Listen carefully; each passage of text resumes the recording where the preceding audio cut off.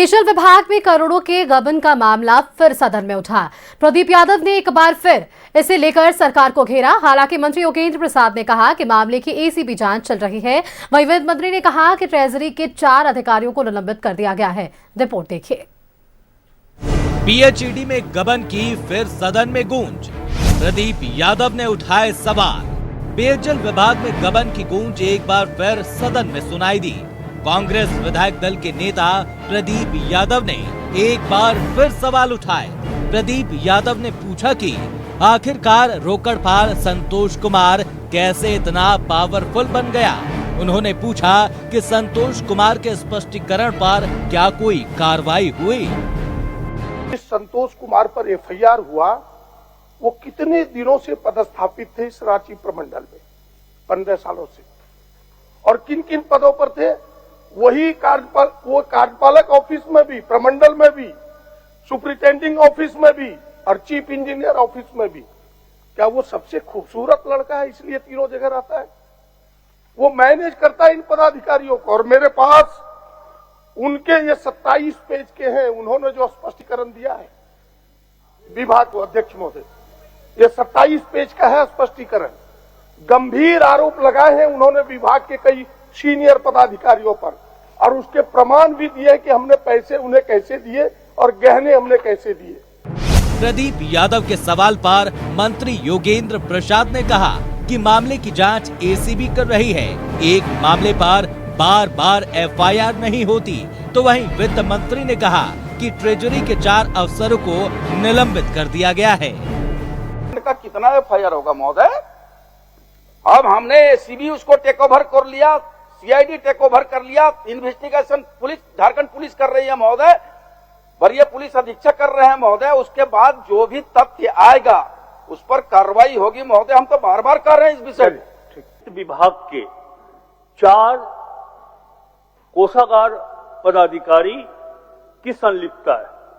वो 4 पदाधिकारी है डॉक्टर मनोज कुमार सिन्हा, श्री सुनील कुमार सिन्हा, श्री मनोज कुमार सिन्हा और श्रीमती मीरा कुमारी गुप्ता, जो अब रिटायर हो चुकी है। महोदय, मैंने संचिका में यह आदेश दिया है कि इन 4 पदाधिकारी को निलंबित करते हुए एफआईआर किया जाए। स्वर्ण रेखा परियोजना के अधीन शीर्ष कार्य प्रमंडल में फर्जी खाता खोलकर करोड़ों की फर्जी निकासी मामले की एसीबी जांच चल रही है। लेकिन प्रदीप यादव ने पूछा कि आखिरकार इन अधिकारियों पर एफआईआर क्यों नहीं दर्ज की गई। हालांकि कार्यपालक अभियंता चंद्रशेखर ने सफाई दी है कि उन्होंने ही इस मामले पर एफआईआर दर्ज कराई। उन्होंने कहा कि एक अकाउंटेंट ने इतना बड़ा फर्जीवाड़ा किया तो ट्रेजरी के अधिकारी क्या कर रहे थे? कैसे निकला, वो क्या था? हमारे कोर्ट से पैसा नहीं निकला, जो हमको कोड मिला उससे पैसा ही नहीं निकला। अब आप और कोई कोड बना के निकासी कर लीजिएगा, उसकी जवाबदेही हम थोड़ी नहीं। वो कोड ही मेरा नहीं है, ना चेकबुक मेरा है, ना साइन मेरा है, तो निकल गया। कैसे उसको निकाला गया, पहले वो पैसा कैसे उसमें आया, ये सब देखने की चीज़ है। गबन के इस मामले में कार्यपालक अभियंता प्रभात कुमार सिंह, चंद्रशेखर और चाईबासा में पदस्थापित इंजीनियर राधे श्याम रवि के खिलाफ विभागीय जांच चल रही है। लेकिन जांच स्थानीय अधिकारियों के जिम्मे है। ऐसे में सवाल उठ रहा है कि गबन के मामले में अकाउंटेंट को जेल और 3 बड़े पदाधिकारियों को पद पर बनाए रखकर विभागीय जांच, कहीं ये उन्हें बचाने की साजिश तो नहीं? वहीं जेल भेजे गए रोकड़पाल ने अपने स्पष्टीकरण में कई गंभीर आरोप भी लगाए थे। प्रदीप यादव ने पूछा कि आखिर उस पर क्या कार्रवाई हुई। न्यूज़ 11 भारत के लिए रांची से विपिन और शहनवाज अख्तर की रिपोर्ट। न्यूज रूम से हमारे साथ हमारे संवाददाता शाहनवाज अख्तर जुड़ रहे हैं। शाहनवाज का एक बार रुख करते हैं। शाहनवाज, देखिए, झारखंड विधानसभा का बजट सत्र चल रहा है, 13वां दिन था। अलग अलग विषय हर दिन सामने आ रहे हैं, लेकिन आज देखिए पेयजल विभाग में करोड़ों के गबन का सदन में मामला उठा। प्रदीप यादव ने एक बार फिर से इस पर सरकार को घेरा है, सवाल पूछे हैं, जवाब ढूंढने की उन्होंने कोशिश की है। देखिए, 2 दिन परिचर्चा हुई इस पर। सबसे पहले 5 मार्च को हुई थी, जब इस मामले को बहुत जोरदार ढंग से प्रदीप यादव ने उठाया और उनका साथ दिया हेमलाल मुर्मू ने, स्टीफन मरांडी ने, रामेश्वर उरांव ने, मथुरा महतो ने, सब ने अपनी अपनी बात उसमें जोड़ी और कहा कि ये गंभीर मामला है। ओवरऑल ये 100 करोड़ के आसपास का मामला है, लेकिन आज जो मंत्री महोदय ने जवाब दिया है योगेंद्र प्रसाद ने कहा कि 22 करोड़ 30 लाख रुपए का गबन इसमें पेपर में है और उसकी जांच एसीबी के द्वारा कराई जा रही है। रोकड़ पाल के बारे में उन्होंने कहा कि उस पर एफआईआर हुआ और उसको जेल हो गई है।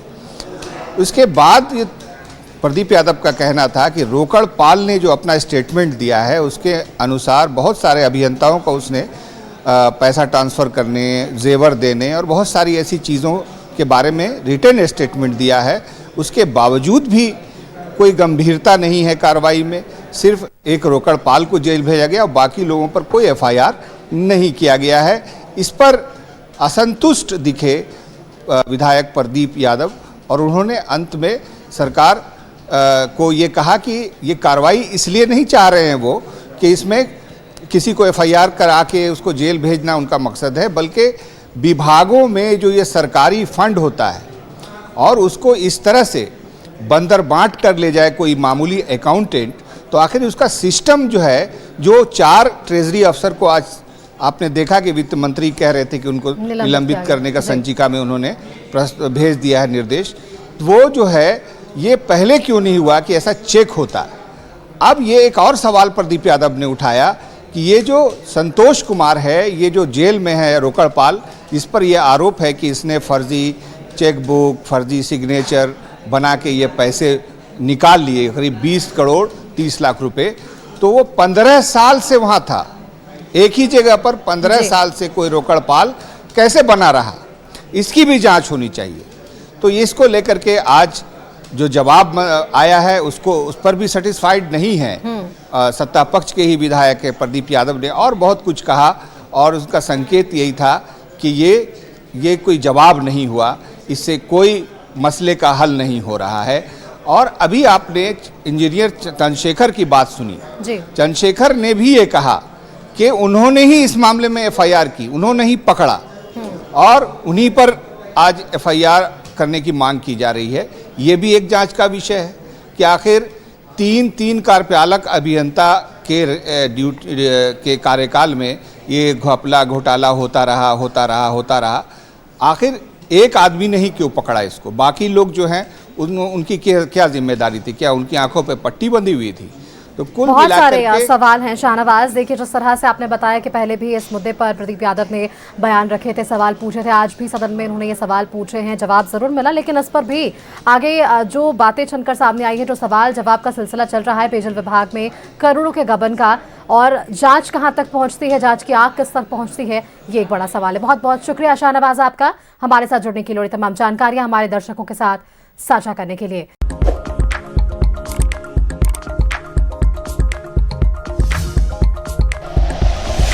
Like and share videos, subscribe करें हमारा चैनल और प्रेस करें बेल आइकॉन। न्यूज़ 11 भारत, सच है तो दिखेगा।